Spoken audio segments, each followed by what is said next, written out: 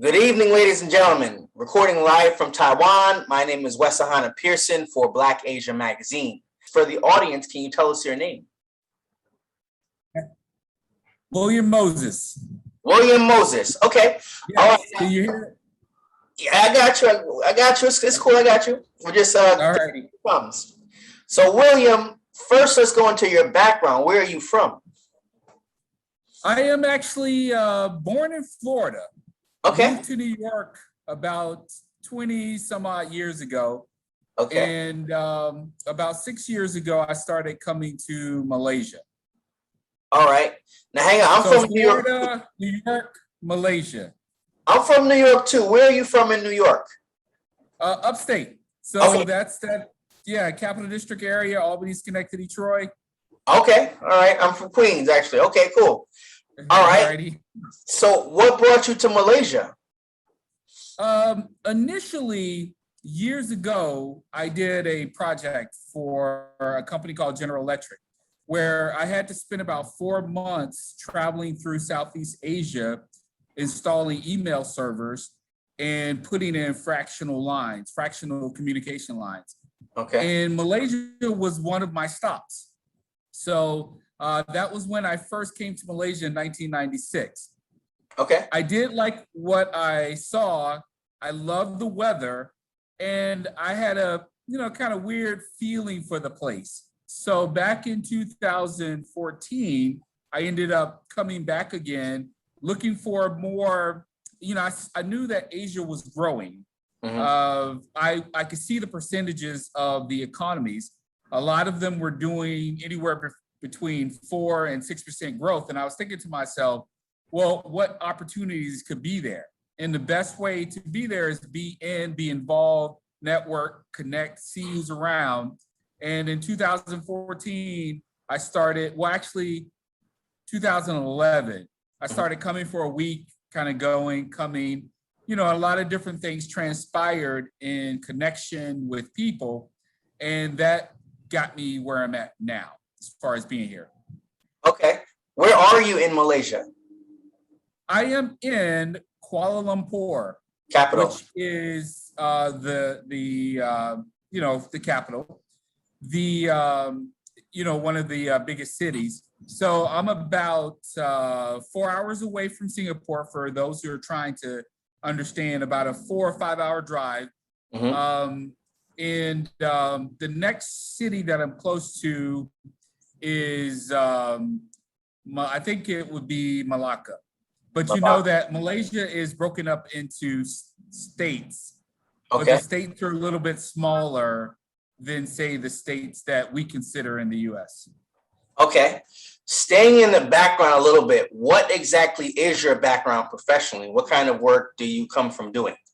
My background is basically computer information systems, network engineering, desktop support, cybersecurity. So all of the things surrounding being and everything from an IT tech to a guy that can put together, architect the entire system. So, Okay. A systems guy. Okay. All right. Now, looking at Malaysia, you said the weather, you said there's a certain something that this country has about it that drew you to it. What else, or what more can you tell us? Because a lot of people, even myself included, think that Malaysia is a very unique place. There's something beautiful about the culture there. What more, what else can you tell us about the culture that makes that an ideal place for people to live? Okay, so of course the weather. Mm-hmm. Coming from New York, Yeah. having to shovel for 20 years, as opposed to coming here and it's 93 degrees every day, almost every day. Yeah. That's in itself, a Florida boy, that is great weather to be in. Okay. And as far as it's a different cultural take too in Malaysia. When you look at, if you compare it to how, the states have different ways that we deal with race and stuff like that, Mm-hmm. Malaysia also has its own unique things. And, if the breakdown is 60% Malay, 30% Chinese, about 10 to 15% maybe Indian, and then you have others. And when you look at how Malaysia has gone through, I studied like the last 700 years when the Portuguese took it over, the Japanese took it over. Malaysia has such a cross current of trading, everything that it has done in its past, from being, development of rubber and tin. It's an interesting kind of cross-cultural, how it brought people from India, from China, after China had a rice famine, and you had a lot of people come. So the mixture is amazing when you talk about foods, when you talk about traditions, when you talk about how people go about doing things. And the race relations, how people interact with each other, it's an interesting study. If you like me, I like people. I like to watch people. I like to see why people do what they do. And Malaysia has been that place where, there's obvious things that go on just like it goes on everywhere else. But how people go about solving and getting certain things done has always been, intriguing to me. And when you think about coming to Malaysia and what it can do for you, it's still kind of open territory, because Malaysia is growing. Remember, it's only been, I think, 53 years, maybe 60. I would have 1963 to now. It has come out of its independence. So in a sense, it's still in a growth area. So it's trying to pull a number of things together. And if you're coming here with the desire to see the people grow and you grow, it could be a good match. If you have other ideas, Malaysia can be quite frustrating as well. Okay, unpack that a little bit, because I'm wondering if I'm in America right now, and what a lot of people are predicting is that when things get a little bit better next year, or maybe even possibly 2023, there's going to be, the travel market's going to pick up, and there are going to be people saying, let me live abroad. So let's say I'm looking at Malaysia and I want to move to Malaysia. What kind of person do I have to be? What kind of background do I have to have? And apart from background, what opportunities are there for me, especially young Black people in the States? What would you say if we're looking at Malaysia in particular?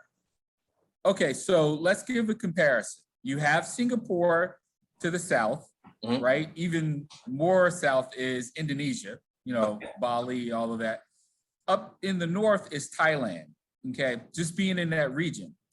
Now, Thailand and Singapore are a little more liberal and open as far as what they allow you to do.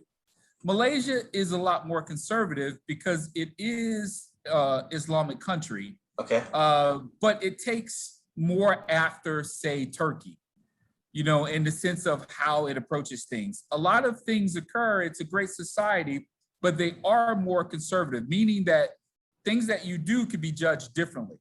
So a person coming here has to think about that, where Thailand may not care. They are a little more open, maybe in how they look at things, and a little less traditional. They do have their traditions, definitely, but Malaysia even has more tradition. It has, first of all, the most holidays that I've counted than any other country. So you're going to have time off. And when people go, they go back to their kampong or to their place of origin, and usually with their relatives or family. So it's a big family society as well. Okay. So if you're coming and say you're a little bit conservative, you like, open spaces, nature, a great climate. So Malaysia is laid back in that, but yet conservative. Now, the deal that you get though is the ringgit versus the dollar. Okay. And the dollar typically is stronger. Right now it's 4 to 1, or 4.25 last time I checked, maybe gone down a little bit to 1. So what does that 4 ringgits equals $1. Exactly. Yeah. Okay. So what into the equation that Malaysia has that really is amazing to me is that their standard of living, they're able to keep relatively steady, meaning that your dollar is going to go a little bit further. So let me give you some examples. If you're going to rent a place, say a place like a 1-bedroom in New York, you know you're going to pay some money. Yeah, they're going to cut your arms You off say for you're that. from Queens? Yeah, yeah. Right. But here, you're looking at anywhere between, you know, something that's relatively okay, 300 to 600 ringgit. I mean, Okay, now, how far is that from where I need to be? Because sometimes they'll give you a lower price, but you have to commute quite far to get where you need to be. Okay, so it depends on where you want to be. So if you want to be in the heart of KL where everything is that's the price I just gave you. Okay. So between $300, 300 US dollars to 600 US dollars, which it's going to be anywhere from 1,200 to 1,800. What is 1,800 ringgit? Right. You can, if you're talking 1-bedroom. Now, if you want to expand, say to 3 or more, you're gonna pay south of 2,500 to say 3,500 ringgit, which is a little under $700. Okay. 700-800 bucks. But what you get, it is a lot of times.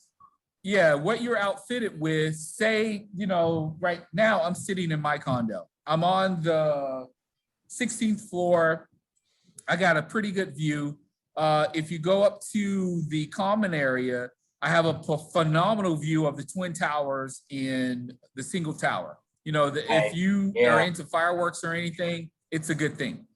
So when you think about the cost, say, you know, I was just talking to my partner, and we were discussing. We went to go eat at a local what we call mamak. And the mamak is call it mamak, and it's like a U.S. diner.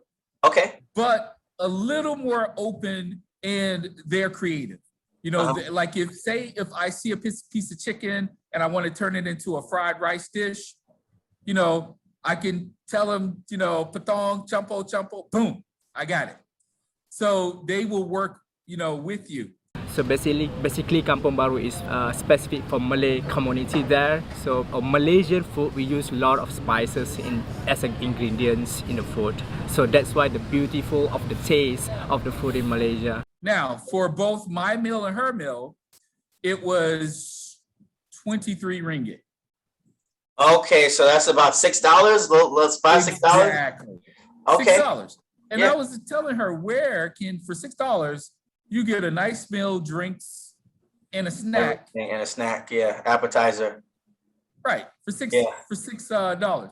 So one thing that is amazing with Malaysia is this is warm, hot food cooked right in front of you. You know what I mean? They put it together right where you watching it and get it delivered to you. So there's a lot of things. You could go upscale if you want to and eat in whatever restaurant you want. They have a lot of beautiful restaurants. Or you can go to street vendors, which I wouldn't recommend in other places. Because in Malaysia, a street vendor, you have to be very careful with those things, adjusting, like maybe not that it might be dirty, but it might just be that it's a different kind of bacteria and your stomach will turn on you if you're not used to it until you get used to that. So you're saying Malaysia, you don't have to worry about that. Yes, Malaysia, a lot of times, like say when I've toured, if you toured in other countries, Southeast Asia, there's things that I look for. I look for cleanliness, I look for ice, I look for a few things that I know that I'll be okay if I eat it. Okay. When I'm in Malaysia, most of the I can stop by a street stand most of the time, and I'm gonna be okay.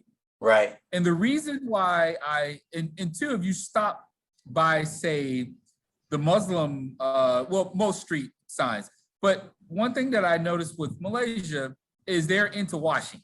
Yeah. Remember, they go to prayers and all of that other stuff. So they're into watering things down and washing things over. And it's probably, since I've been here over a 6-7 year period, it's probably been twice that I've eaten something that didn't agree with me. Okay. Now, I'm not saying go and eating everything. Sometimes trust your intuition. If it's telling you no, Don't go Stay with away from it. it. Okay. Yeah. All right. Okay. Moving a little bit ahead, I know you from the Facebook page, which I think you established, Brothers and Sisters of Malaysia. Yes, which I temporarily suspended and Okay. renamed.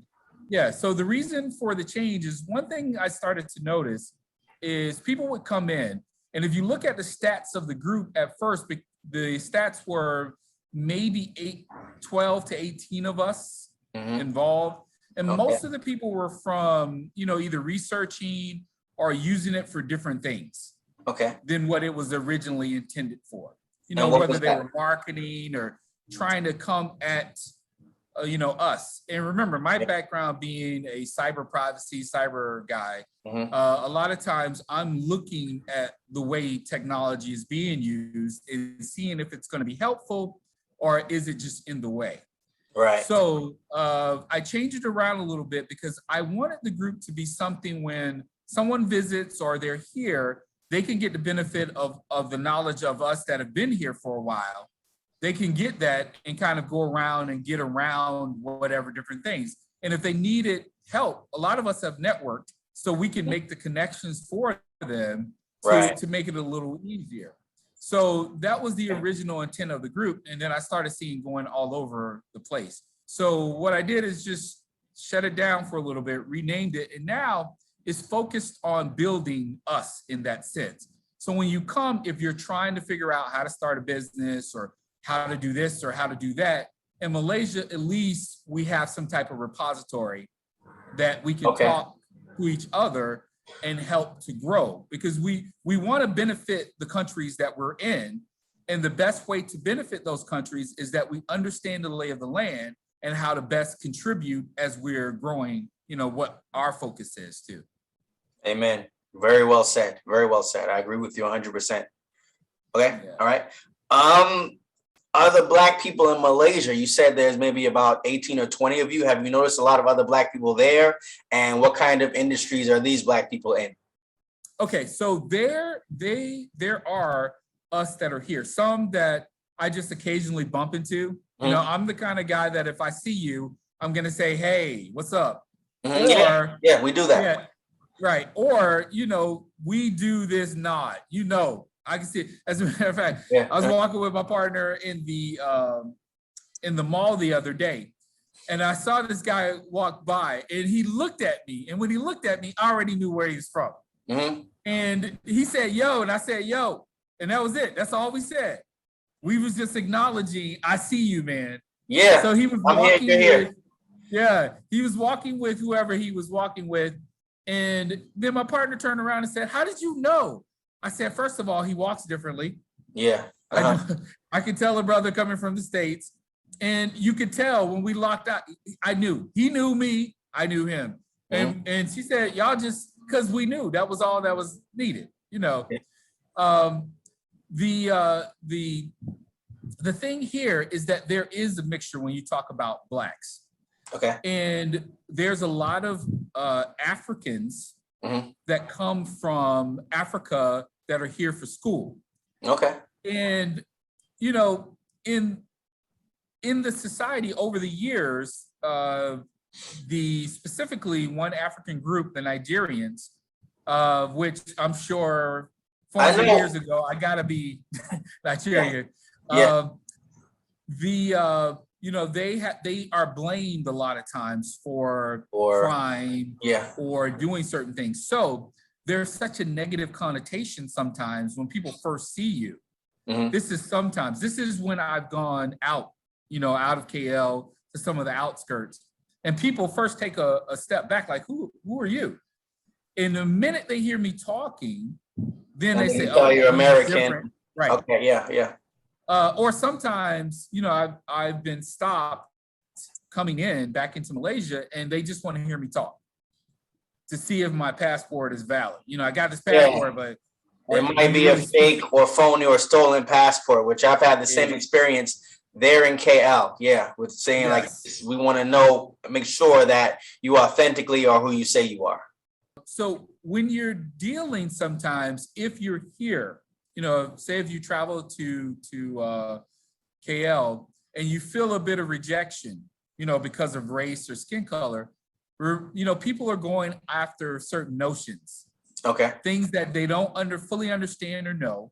And a lot of times they're not rejecting you, they're rejecting what they think is African, even though there's Africans here from Zimbabwe, from Botswana, from Guinea, from, Cote, Ivory Coast, yeah.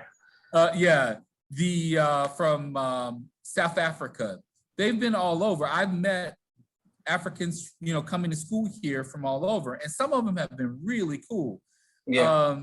But over the years, they've been the scapegoats. And sometimes I've challenged people's notions and I've said to them, if they've gotten here and those things are happening, who enabled them? Okay. You bump into the occasional person that's like that.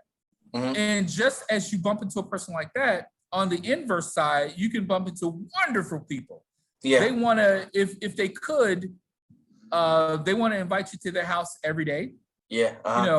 There are times when I first came to KL and I started, connecting with different groups, Mhm. I probably had an invitation to go to someone's house twice a week. Okay. So it could be very inviting. And, remember, I came over, there's no one I knew here, no relatives, no nothing, and started through a process. And now I have close friends, people that I connect with and understand a lot of things about Malaysia through their direct experiences. There's a ton of things that I've learned, and I've had a chance to go to a royal wedding, meet some of the royalty. I've had a chance to meet some businessmen, and you kind of get the strata of Malaysia, and it really depends upon you, no matter where you go. It's what you make it. When you come over, if you have an attitude that I'm focused, I'm building business, I'm going to do the things, that's what you'll start to attract. More of that. And doing the things. And the people around, Malaysian people are very hospitable. Like the ones we're on the West Coast. Right. Where KL is at. On the East Coast, where you have places like Terengganu, Kelantan, those people have been phenomenal as far as hospitality. They've been very open and embracing. It depends on what you're into. And two, it depends on who the person is. If they're closer to my age, I may say, Apa, Bung, what's going on? Why would you do this? This is how you treat, people from America? Yeah. And then he'll turn around and say, oh, you're American. Okay. And usually they back up, they'll even smile. And if you're speaking a little Malay, I'm telling you, that goes 100%. It shows that A, you respect the culture. Right. And B, you're here to just do good things, and be you. Right. So a lot of times, they are dealing with stereotypes. Mm-hmm. They are going on. And this is a key thing. When America, we deal with laws. We have contracts, we have laws, we stipulate things, and we could kind of be very factual about or logical about how we do things. In Malay society, there is logic, but a lot of times it's emotion. If you can show an impact, like when I say, Apa, Abang, like, why are you doing this, man? Mm-hmm. We brothers. Apa, Abang we're brothers. Mm-hmm. And a lot of times they look like, oh, I'm not trying to get over on them or anything. Do you see yourself living there long term or possibly retiring, staying there in Malaysia over the next maybe 10, 15 years? Okay, so it's interesting you said retire. Mm-hmm. For those who want to retire here, remember Malaysia is one of the top destinations in retiring. Okay. You can get a reasonably cost assistant or maid for your house.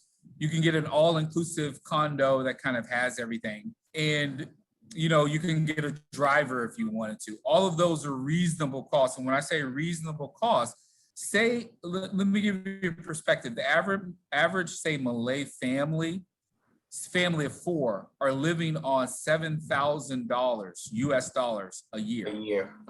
Okay. Let that sink in. This is a family of four, have two cars, and they are reasonably, that is like close to like Middle class. almost middle class. Right. But then you have then you have those Malays that are banking.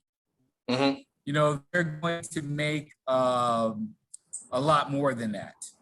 So 7,000, so 28, so about around 30,000 ringgit, which breaks down to be about 12 into, so 2,000 or 3,000 ringgit a month.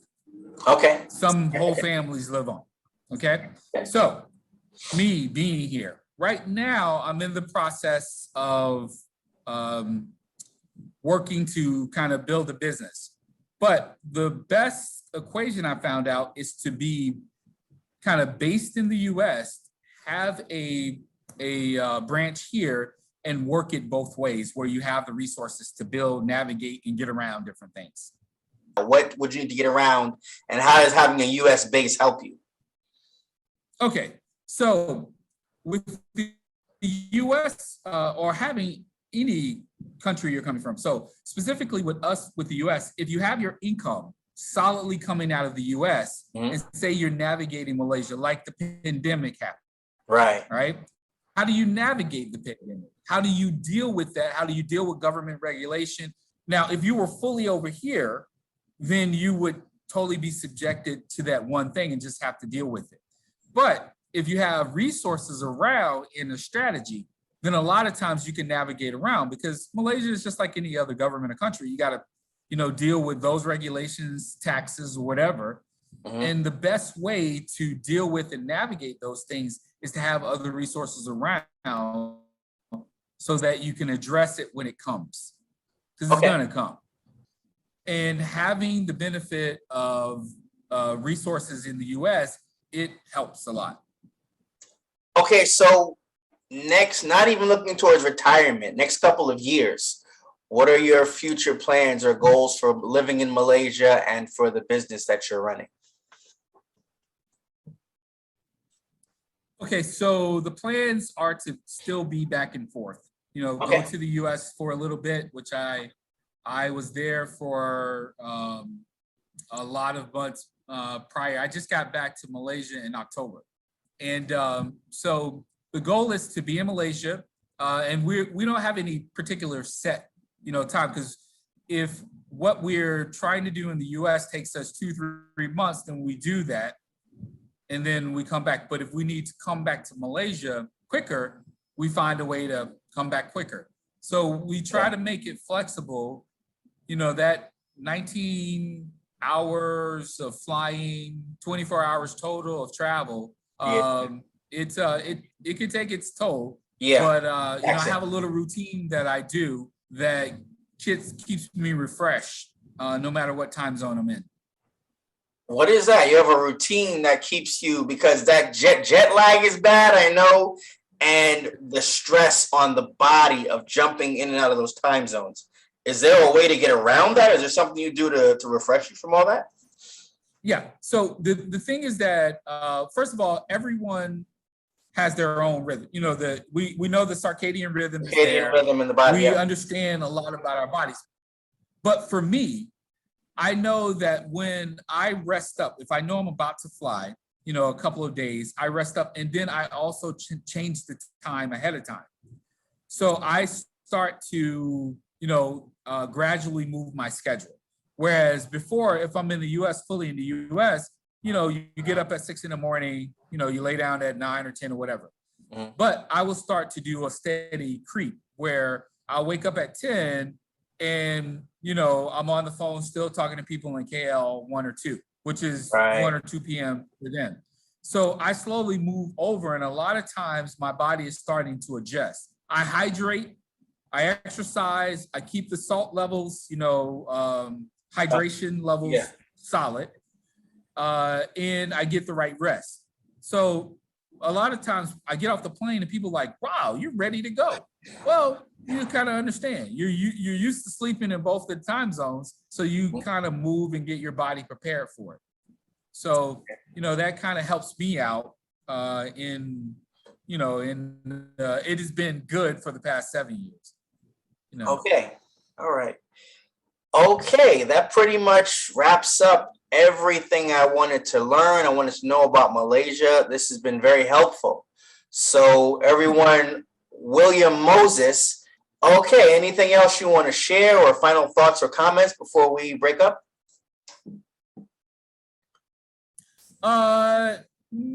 No, not really. If anyone's interested in coming to Malaysia, they can check out the forum, ask any questions in the group.